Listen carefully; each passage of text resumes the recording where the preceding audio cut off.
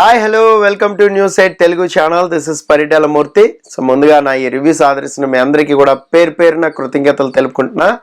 So మనం points మాట్లాడుకుందాం. టకటక ఎపిసోడ్ రివ్యూలు అందరూ పెట్టేసి ఉంటారు. ఈ పాటికి లైవ్లో కూడా అది అయిపోయింది కాబట్టి సో ప్రాబ్లం లేదు. ఏదైతే ఫ్రైడే అనేది జరిగిందో అది శనివారం నాగార్జున గారు హైలైట్స్ ముక్కలు చూపెడతారు. అది కూడా అంత పెద్ద ఉండదని నేను అనుకుంటున్నాను. ఎందుకంటే ఆల్రెడీ వాట్ ఎవర్ కంటెంట్ అంతా వచ్చింది, గేమ్ కూడా అయిపోయింది. అయితే క్లాన్ డివిజన్ అయితే చేస్తారు. సో క్లాన్స్లో మళ్ళీ నిఖిల్ చీఫ్ అయ్యాడు కాబట్టి క్లాన్ డివిజన్ అనేది నడుస్తుంది. సెకండ్ చీఫ్ ఎవరు అనేది కూడా సో ఒక చిన్న టాస్క్ లాగా కూడా పెడతారు. ఇక మణికంఠ నిఖిల్ చాలా కరెక్ట్ అడ్వైజ్ అనేది ఇచ్చాడు. ఏంటంటే అది ఎమోషనల్గా అయినా సరే సో నువ్వు ఎలా ఆడుతున్నావు, నువ్వు చెక్ చేసుకో, ఎంత హార్ష్గా ఆడుతున్నావో తెలుసా అని తన మంచి కోరి చెప్పాడు. అది ఎమోషనల్ అయినా కూడా చెప్పాడు. ఇది నిఖిల్కి కానీ అర్థమైతే మాత్రం తన గేమ్ని ఖచ్చితంగా మార్చుకుంటాడు. సో ఇది ఒక పాయింట్. నెక్స్ట్ పాయింట్ ఏంటంటే ప్రేరణ యష్మి ఇద్దరు ఒకటే, కాకపోతే విడివిడిగా గేమ్ ఆడుతున్నట్టు కాస్త కలర్ కోటింగ్ ఇస్తున్నారు కానీ బట్ ఫైనల్గా మాత్రం వాళ్ళిద్దరూ ఒకటే. సో ఒకరి కోసం ఒకరు ఖచ్చితంగా సాక్రిఫైస్ ఉంటుంది. అలాగే సేవింగ్ ఏదైనా వచ్చినప్పుడు కూడా ఏదో ఒక రీజన్తో టక్మని అటు సైడ్ వెళ్తుంది. కొద్ది ఫేవరెటిజం అనేది కనబడుతుంది. మీరు అబ్జర్వ్ చేశారు లేదు కానీ వీళ్ళిద్దరు ఖచ్చితంగా ఒకటే. సో బడ్డీస్ అన్నమాట, మన బడ్డీస్ అంటారు కదా, ఆ బడ్డీస్. ఇక అబ్బాయి నవీన్ టీంని కూర్చోబెట్టి నా వల్ల మీరు ఎఫెక్ట్ అయితే ఐఎమ్ వెరీ సారీ, పర్సనల్గా వచ్చి సారీ చెప్తా అంటున్నాడు. ఎఫెక్ట్ అయిపోయారు కదా. ఎఫెక్ట్ అయితే ఏముంది, వాళ్ళ గేమ్ మధ్యలో మీరు గివప్ ఇచ్చేసి కూర్చున్నప్పుడే వాళ్ళకి ఇంక కొంతమందికి రిలాక్స్ అయిపోయారు. ఇంక పోయిందిలే, ఎలాగో తక్కువ ఎక్స్ ఉన్నాయి కదా అని అయిపోయింది. పైగా వీళ్ళు కూర్చుని డిస్కస్ చేసుకుంటూ ఏమంటున్నారంటే లంచ్ చేసుకుంటూ మా దగ్గర ఎక్కువ ఉన్నప్పుడు బిగ్ బాస్ చెప్పలేదు అని అడుగుతున్నారు. చూడండి, ఉన్నప్పుడు కాపాడుకోలేదు, ఎక్కువ ఉన్నప్పుడు ఆయన చెప్పలేదంట. బయాస్డ్ బిగ్ బాస్ అంట. ఇది ఏమన్నా బాగుందా అబ్బాయి? క్లాన్కి ఎవరు పోటీదారులు లేరని చెప్పేసరికి అప్పుడు అర్థమైంది, మనం చీఫ్గా అసలు అది కూడా అర్థం కావట్లేదు. నేనేం చేశాను, నేనేం తప్పు చేయలేదనే భావనలోనే ఉన్నాడు. పైగా అబ్బాయి వీకెండ్ ఏం సమాధానం చెప్తాడు నాగార్జునకి అనేది చాలా ఇంపార్టెంట్ ఇక్కడ.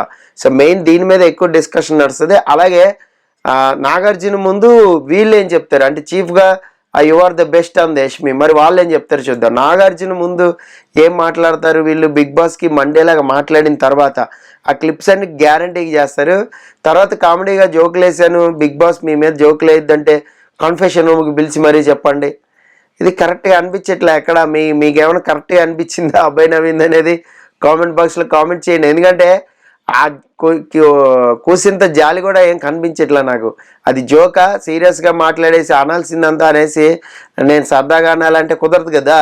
ఖచ్చితంగా వీడియోలో అయితే చూపిస్తారు. ఇంకొక పాయింట్ ఏంటంటే వీళ్ళ దగ్గర గుడ్లు ఎక్కువగా ఉన్నప్పుడు బిగ్ బాస్ కౌంట్ చెప్పలేదు. అప్పుడు చెప్పుంటే మేబీ అటు సైడ్ టీంలోకి ఒకరి నుంచి తీసేసే అవకాశం మాకు కూడా వచ్చేది కదా అనే డిస్కషన్ వస్తుంది. చూడండి, అంటే రెండు మాటలు అలా మాట్లాడుకుంటున్నారు.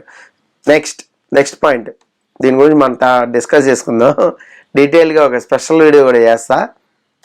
నెక్స్ట్ నాకు బాగా నవ్వొచ్చింది ఏంటంటే యష్మి పృథ్వీని ఆపొచ్చు కానీ స్టాప్ చేయొచ్చు కానీ సో నిఖిల్ని ఆపలేం బాబాయ్, చాలా స్ట్రెంత్ వాడికి, ఏం స్ట్రెంత్ రా బాబు అంటూ మాట్లాడింది. సో పృథ్వీని ఆపేస్తుందంట, నిఖిల్ని ఆపలేదంట. కొద్దిగా కామెడీగానే అంటే కంపారిటివ్లీ చెప్తుంది వాళ్ళిద్దరిని. పృథ్వీ దగ్గరికైనా వెళ్ళొచ్చు కానీ నేను వెళ్ళానుగా అంటుంది ప్రేరణ.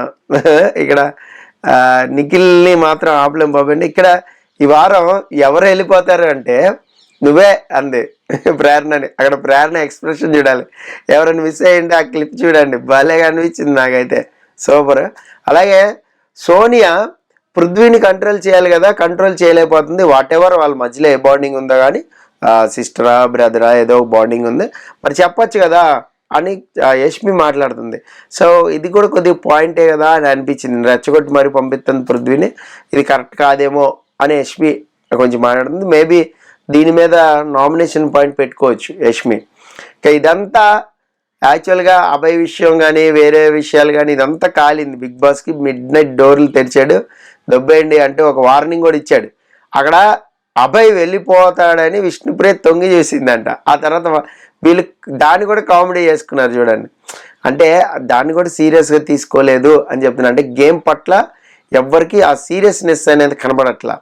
సో తర్వాత బిగ్ బాస్ ఆ రెడ్ ఎగ్ ద్వారా పవర్ ఇచ్చిన తర్వాత యష్మి చీఫ్గా అబ్బాయి యు ఆర్ ద బెస్ట్, బాగా చేసావు, సూపర్ అంటుంది.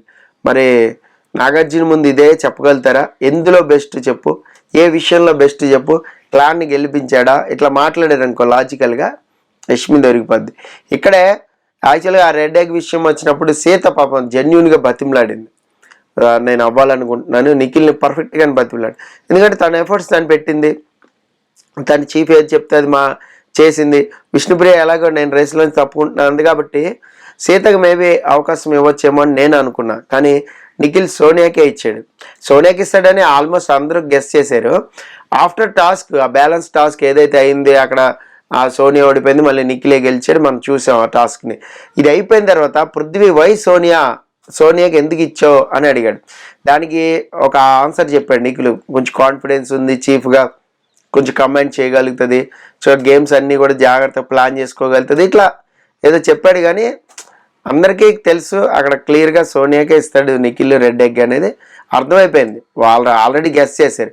ఇక బిగ్ బాస్ డోర్స్ తీసి వెళ్ళిపోమన్నప్పుడు నిజానికి సోనియా అక్కడ సమయస్ఫూర్తి మెచ్చుకోవాలి మనం. ఎందుకంటే అభయ్ దగ్గరికి వచ్చి, అభయ్ నువ్వే బిగ్ బాస్ని కొంచెం రూడ్గా మాట్లాడి నువ్వే చేసావు, కొంచెం సారీ చెప్పేసే అయిపోద్ది అంటే, అక్కడ మనోడు ఆల్రెడీ చెప్పాను కదా, ఇప్పుడు చెప్పడం ఏంటి, చాలా అమాయకంగా నేనేం మాట్లాడా, అబ్బాయి అసలు బ్రెయిన్ పనిచేస్తుందా లేదా నాకు అర్థం కావట్లా, అనాల్సిని అన్ని అనేసి నేనేం మాట్లాడా, నా గురించి కాదు వేరే ఎవరో మాట్లాడి ఉండొచ్చు వాళ్ళ గురించి అనుకుంటా అనే భ్రమలో ఉన్నాడు.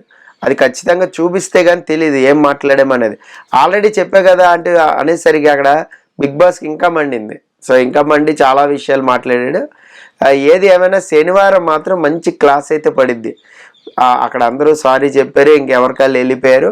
సో విష్ణుప్రియ, ప్రేరణ ఎగ్ విషయంలో క్లాస్ పడుతుంది సాటర్డే. అలాగే దోశ విషయం అనేది క్లాస్ పడింది ఖచ్చితంగా. మధ్యలో మణికంఠ దూరాడు కదా, దానికి కూడా. ఇక అలాగే పృథ్వీ రూడ్గా ఆడిన గేమ్ని ఖచ్చితంగా చూపిస్తారు 2-3 చోట్ల. చూడు పృథ్వీ ఎట్లా ఆడు, అసలు ఎంత భయంకరంగా ఉన్నావు చూడు, మణికంఠ మీదకి వెళ్ళింది, అది కూడా చూపించే అవకాశం ఉంది. పృథ్వీ గేమ్ని అలా కట్ చేసి చూపెట్టచ్చు.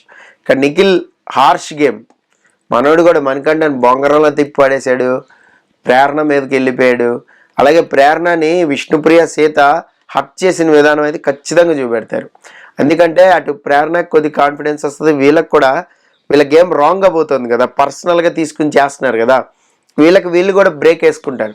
అది చాలా అవసరం. లేదంటే విష్ణుప్రియకి కొంచెం ఇప్పుడిప్పుడే గ్రాఫ్ తగ్గిపోతూ ఉంది. సో నామినేషన్స్లోకి వచ్చినప్పుడల్లా చక్క టాప్లో ఉంటుంది, ఇప్పుడిప్పుడే తగ్గిపోతుంది. ఏది బికాస్ ఆఫ్ తన గేమ్ వల్ల ఎప్పుడైతే తగ్గిపోద్దో వేరే వాళ్ళకి ఆటోమేటిక్గా పెరుగుద్ది.